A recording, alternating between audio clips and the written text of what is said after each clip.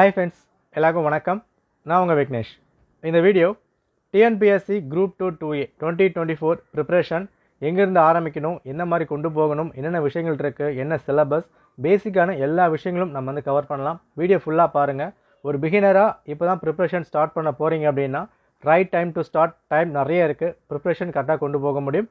எல்லாம் பார்த்துட்டு படிக்க ஸ்டார்ட் பண்ணிடுங்க. ஓகேவா? சரி, பார்த்துடலாம். அண்ட் குரூப் 2 2Aக்கான online batch for English medium போயிட்டுருக்கு, தமிழ் மீடியம் டெஸ்ட் பேட்ச் போயிட்டுருக்கு. இன்ட்ரெஸ்ட் இருக்கவங்க டிஸ்கிரிப்ஷன் லிங்க் கொடுத்துருக்கேன், செக் பண்ணி பாருங்கள். With offer price. சரி, பார்த்துலாம். Okay, so TNPSC group 2 2A 2024 right. So 2023 result இன்னும் வந்து பின்னாக்க வரல. ஸோ அதெல்லாம் ஓரமாக வந்து பின்னாக்க இருக்கட்டும்.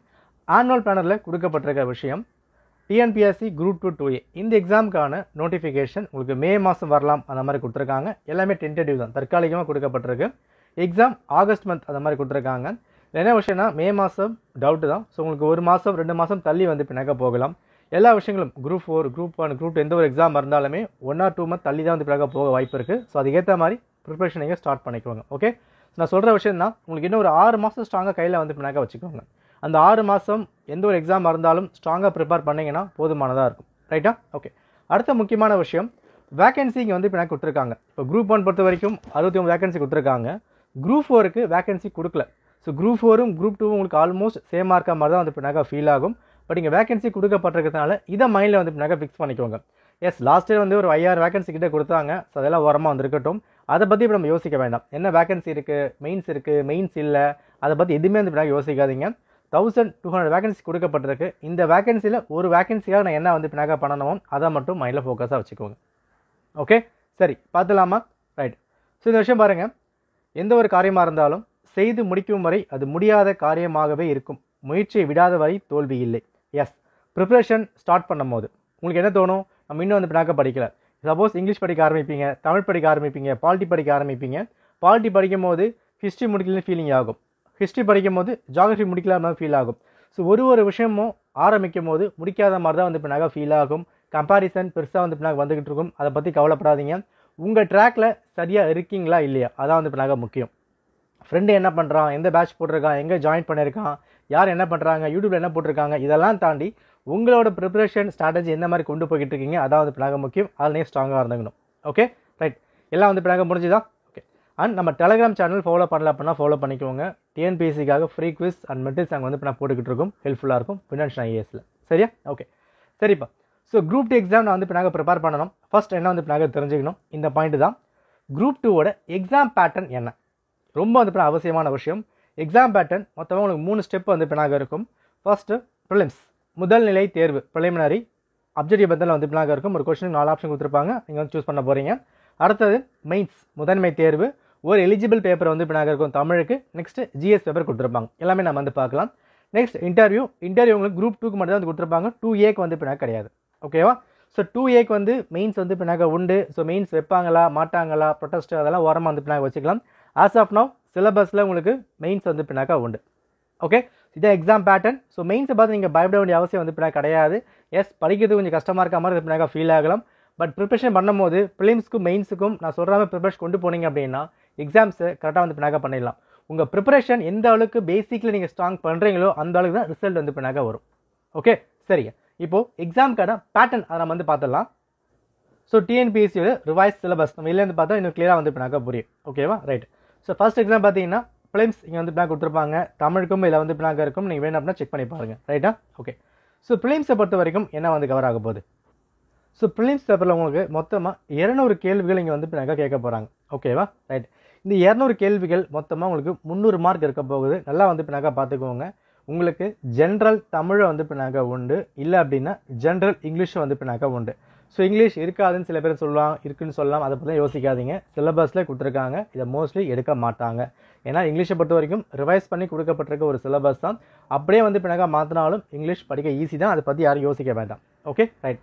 ஸோ இங்கே தமிழ் பொறுத்த வரைக்கும் 100 கேள்விகள், இங்கிலீஷ்க்கு வந்து பின்னாக்க 100 கேள்விகள், ப்ளஸ் இங்கே 75 கேள்விகள் ஜிஎஸ் பேஸ் பண்ணதாக வந்திருக்கும். இங்கேயும் 75 கேள்விகள் ஜிஎஸ் பேஸ் பண்ணது, ப்ளஸ் 25 மேக்ஸு, இங்கே 25 மேக்ஸ். இதுதான் எக்ஸாமுக்கான பேட்டர்ன் ப்ரிலிம்ஸை பொறுத்த வரைக்கும். ஓகே, அப்போது இங்கிலீஷும் வந்து பின்னாக இருக்குது, தமிழும் வந்து பின்னாக இருக்குது. Okay, right. ஸோ குரூப் 2 பொறுத்த வரைக்கும் நான் குரூப் 2 மட்டும் தான் ப்ரிப்பேர் பண்ணுறேன் அப்படின்னு சொல்கிறவங்களுக்கு நான் என்ன ரெக்கமெண்ட் பண்ணுவோம் அப்படின்னா, நீங்கள் ஜிஎஸ் தான் வந்து பின்னாக்கா ஸ்ட்ராங் பண்ணி ஆகணும். ரைட், எனக்கு குரூப் 4ம் வேணும், குரூப் 2 வேணும் அப்படின்னு நினச்சிங்க அப்படின்னா தமிழ் நீங்கள் வந்து பின்னாக்கா ப்ரிப்பேர் பண்ணலாம். இல்லை என்னோடய ஃபோக்கஸ் எல்லாமே குரூப் 2 மட்டும் தான் வந்திருக்கு, இந்த போஸ்ட்டை வந்து வாங்கி ஆகணும் அப்படின்னு நினச்சிங்கன்னா இப்போதைக்கு நீங்கள் நோட்டிஃபிகேஷன் வரத்துக்கு முன்னாடி வரைக்கும் இல்லைனா அப்டேட் வர வரைக்கும் ஜிஎஸ் ஸ்ட்ராங் பண்ணால் பெட்டராக வந்து பின்னாக்கா இருக்கும். ஓகே ரைட், தமிழை வந்து பின்னாக்கா பார்த்துருங்க. ஸோ பொது தமிழ் கொடுத்துருப்பாங்க, பொது ஆங்கிலம் அண்ட் பொது அறிவு அண்ட் திறனறி, அதாவது கணிதம் இங்கே வந்து பின்னாக்கா கொடுக்கப்பட்டிருக்கும். இதான் உங்களுக்கு ப்ரிலிம்ஸ்க்கான எக்ஸாம். ஓகே ரைட், சரிப்பா. ப்ரிலிம்ஸ் வந்து பின்னாக்கா முடிச்சிட்டோம். ஸோ அடுத்து பார்த்தீங்க அப்படின்னா சிலபஸ் இங்கே வந்து கொடுத்துருக்காங்க.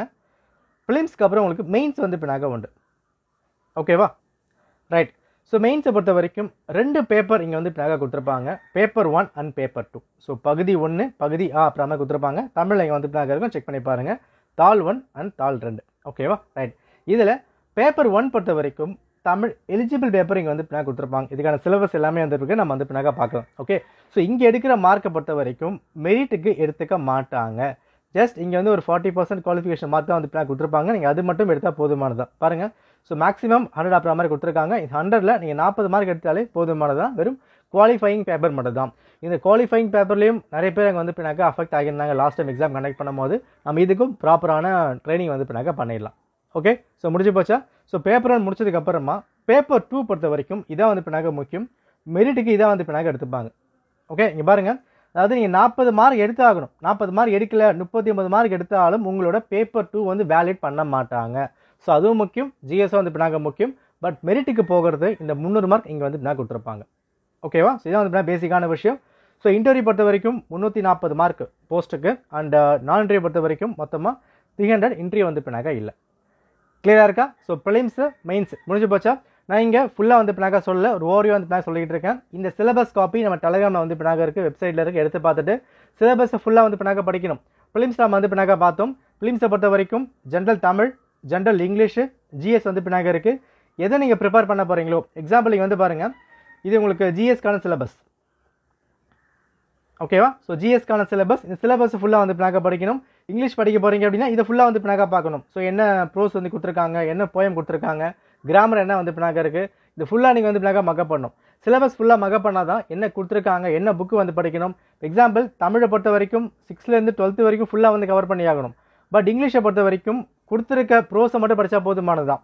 ஒரு லெசன் வந்து இருக்குது அப்படின்னா அந்த லெசனில் இதை மட்டும் நீங்கள் கவர் பண்ணாலே போதுமானதான். ஃபுல்லாக நீங்கள் படிக்க வேண்டிய அவசியம் வந்து பின்னாக்கா இல்லை. அப்படி என்ன பண்ணி ஆகணும், சிலபஸ் ப்ராப்பராக படித்தா எக்ஸாம்ஸ் ப்ராப்பராக வந்து பின்னாக்கா போக முடியும். ஓகேவா ரைட், சரிப்பா. ஸோ மெயின்ஸ் நம்ம வந்து பின்னாக்கா பார்ப்போம். முடிஞ்சுதா. ஓகே, ஸோ இதை பார்த்தீங்கன்னா மெயின்ஸுக்கான சிலபஸ் இங்கே வந்து பின்னாக்கா கொடுத்துருப்பாங்க. ஸோ என்னென்ன விஷயங்கள் இருக்குது வந்து பாருங்கள்.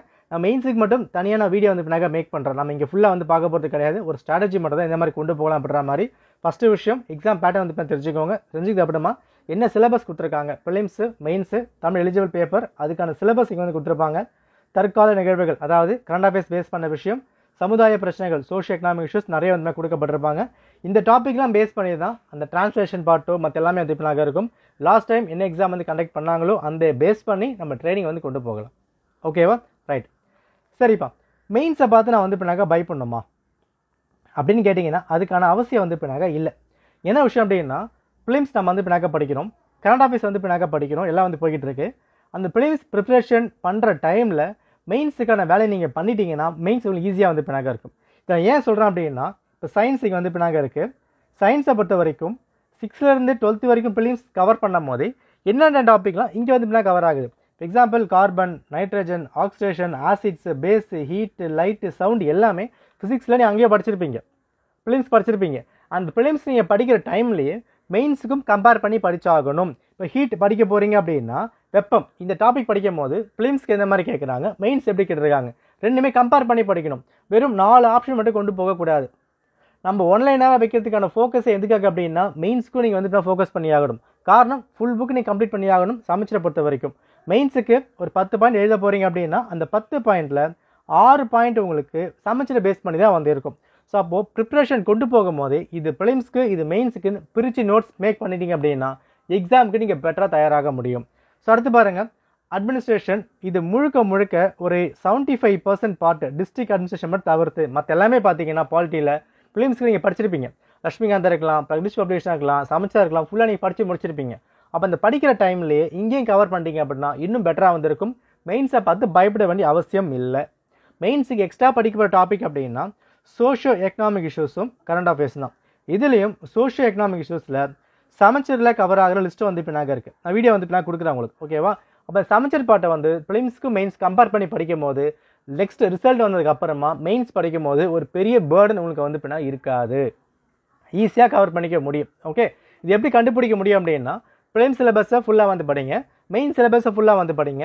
ப்ரிலிம்ஸ் சிலபஸுக்கும் மெயின் சிலபஸுக்கும் காமனாக என்னென்ன விஷயங்களாக இருக்கோ அதை நீங்கள் கம்பேர் பண்ணி எடுத்தாகணும். ஸோ அதை எடுத்தால் தான் நெக்ஸ்ட் லெவலுக்கு வந்து பின்னாக போக முடியும். இதுதான் ஃபஸ்ட்டு வேலை. முடிஞ்சுதா? நெக்ஸ்ட்டு குரூப் 2ல் என்னென்ன போஸ்ட்டில் வந்து பின்னாக கவர் ஆகுது, லாஸ்ட் இயர் நோட்டிஃபிகேஷன் எடுத்து செக் பண்ணி பாருங்கள். ரொம்ப வந்து பின்னாக முக்கியம்.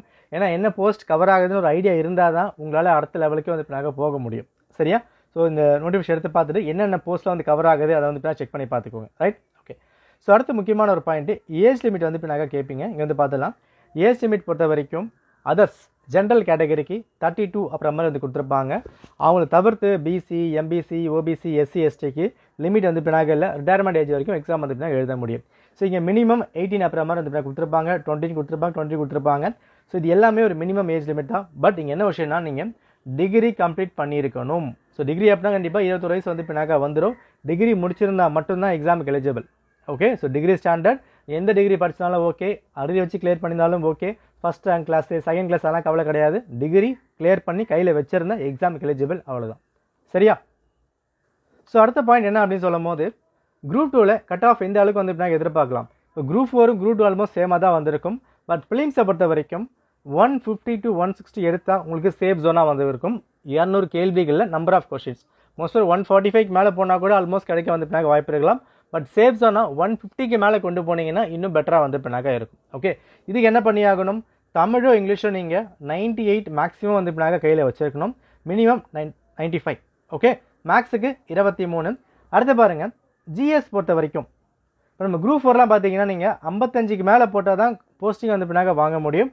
பட் இந்த இடத்துல 40+ நீங்கள் போட்டிங்கன்னா உங்களால் உள்ளே வந்து பின்னாக போக முடியும். ஏன்னா கேள்விகள் டஃப்பாக தான் வந்து பின்னாக சம்டைம் வந்து கேட்பாங்க, டிகிரி லெவலில் வந்து பின்னாக இருக்கும்.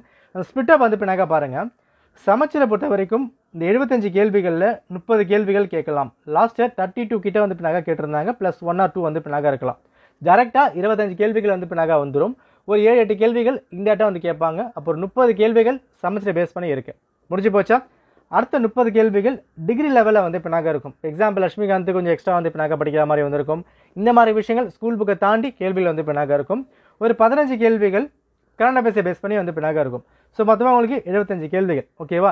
ஸோ 75 கேள்விகளில் நம்ம இந்த சமச்சீர் ஸ்ட்ராங்காக வந்து பின்னாக ஃபோக்கஸ் பண்ணி ஆகணும். இந்த 30 கேள்விகளில் 25+ நம்ம கையில் வச்சுருந்துட்டோம் அப்படின்னா இங்கே ஈஸியாக முட்டி மோதிர முடியும். பண்ணுற தப்பு என்ன அப்படின்னு சொல்லும் போது லாங்குவேஜில் 5 மார்க் கம்மியாக எடுக்கிறது ஒரு பெரிய பாதகமாக வந்து பின்னாக மாறிடும். எக்காரத்தை கொண்டும் லாங்குவேஜ் கம்மியாகக்கூடாது. 95 கிட்ட நம்ம வச்சுருந்தோம் அப்படின்னா ஜிஎஸ் வரும்போது சமச்சீர் ஃபுல்லாக நீங்கள் படிச்சிருவீங்க. எப்படினாலும் டிஎன்பிசி படிக்கிற பசங்க சமச்சீர் ஃபுல்லாக வந்து கவர் பண்ணிடுவீங்க. தரவாக ரிவைஸ் பண்ணிட்டோம் அப்படின்னா 30 கேள்விகளில் 25 ஈஸியாக வந்து பின்னாக வந்துடும். ஓகேவா? அது டிகிரி லெவலில் ஒரு 10 கேள்விகள் நம்ம கையில் வச்சுருந்தா கூட ஆல்மோஸ்ட் உங்களால் காம்படிஷன் உள்ளே வந்து பின்னாக போயிட முடியும். எக்ஸாம் ப்ரிப்பேர் ஆகிடலாம். ரைட்டா? இதில் இந்த 30 கேள்விகள் ப்ரிப்பேர் ஆகும் போது நீங்கள் என்ன பண்ணுவீங்கன்னா மெயின்ஸுக்கான ஒரு 60% வேலையை வந்து பின்னாக முடிச்சிருவீங்க. கிளியர்? உங்களுக்கு வந்து இப்போ புரியாத மாதிரி தான் வந்து பின்னாக ஃபீல் ஆகும், கண்ணை கட்டி காட்டில் விட்ட மாதிரி தான் ஃபீல் ஆகும். நம்ம நெக்ஸ்ட் அப்கமிங் வீடியோஸில் ப்ரிலிம்ஸ்க்கும் மெயின்ஸ்க்கும் என்னென்ன விஷயங்கள்லாம் வந்து பின்னாக ஒன்றா வந்து பின்னாக வருது, ப்ரிலிம்ஸ் படிக்கிற புக்ஸை மெயின்ஸ்க்கு எப்படி வந்து பின்னாக படிக்க போகிறீங்க, என்ன டாபிக் ஒன்றா வந்து கொடுத்துருக்காங்க, எல்லாமே நம்ம வந்து பின்னாக பார்க்கலாம். ஓகே, ஸோ இங்கே பேசிக்கான விஷயம் என்ன அப்படின்னா ஃபஸ்ட்டு வந்து சிலபஸை ஃபுல்லாக வந்து பின்னாக படிங்க. Prelims syllabus, main syllabus, Tamil eligible paper, GS paper, syllabus ஃபுல்லாக ப்ரிப்பேர் பண்ணி அதை கம்பேர் பண்ணி நோட்ஸ் எடுத்தால் மட்டும்தான் உங்களால் அடுத்த கட்டம் போக முடியும். குரூப் 2 ப்ரிப்பேர் பண்ணுறவங்க சிலபஸை கம்பேர் பண்ணாமல் நெக்ஸ்ட்டு போனீங்கன்னா கண்ணை கட்டி காட்டில் விட்டா மாதிரி தான் இருக்கும். ப்ரிலிம்ஸ் என்ன கொடுத்துருக்காங்க, மெயின்ஸ் என்ன கொடுத்துருக்காங்க, அதுக்கான புக் லிஸ்ட் எல்லாமே நம்ம வந்து கொண்டு வரும். அதை வந்து பின்னாக பார்த்துக்கலாம். ஸோ ஃபஸ்ட்டு வேலை ஏஜ் லிமிட் பார்த்தாச்சு. அண்ட் டிகிரி படிச்சிருந்தா எக்ஸாமுக்கு எலிஜிபிள் தான். பேட்டர்ன் பார்த்துட்டு ப்ரிலிம்ஸ், மெயின்ஸ் அண்ட் இன்டர்வியூ வந்து பின்னாக உண்டு. இன்டர்வியூ வந்து குரூப் 2A வந்து பின்னாக இல்லை, பட் மெயின்ஸ் எல்லாருக்குமே வந்து பின்னாக இருக்கும். ப்ரிலிம்ஸ் சிலபஸ்க்கும் மெயின் சிலபஸ்க்கும் அதிகமாக ஜிஎஸ் 60-70% ஒன்றா தான் வந்து பின்னாக வரும். அதை கண்டுபிடிக்க வேண்டியது உங்களோட ஒரு ஹோம் டாஸ்க்காக வந்து பின்னாக இருக்கும். ஓகே, அண்ட் சேஃப் ஜோன் அப்படி சொல்லும்போது நான் எல்லாமே வந்து பின்னாக பார்த்துருக்கோம். இதை மைண்டில் வச்சுக்கிட்டு ப்ரிப்பரேஷன் இனிதே ஆரம்பிங்க. எல்லாமே வெற்றியாக வந்து பின்னாக முடியும். இதே டவுட்ஸ் இருக்குது, குரூப் 2க்கு என்னென்ன விஷயங்கள்லாம் கொண்டு போகணும், என்ன மாதிரி வந்து பண்ணலாம், எல்லாமே கமெண்ட் பண்ணுங்கள். அதாவது நெகட்டிவான விஷயங்கள் நிறைய வந்து பின்னாக போகும், ரிசல்ட் லேட்டாக வந்து பின்னாக வருது, ப்ராசஸ் வந்து பின்னாக வரல, பேப்பர் லீக் ஆகுது, பேப்பர் லேட்டாக கொடுக்குறாங்க, எல்லாத்தையும் ஓரமாக எடுத்து வச்சுருங்க. கொடுக்கப்பட்டிருக்க 1294 வேகன்சியில் ஒரு வேகன்சிக்கு என்ன நீங்கள் போராடணுமோ அதுக்காக மட்டும் வந்து பின்னாக பாருங்கள். Trust your process. Okay, 5000 vacancy வரட்டும் வந்து வெயிட் பண்ணவே வேண்டாம்.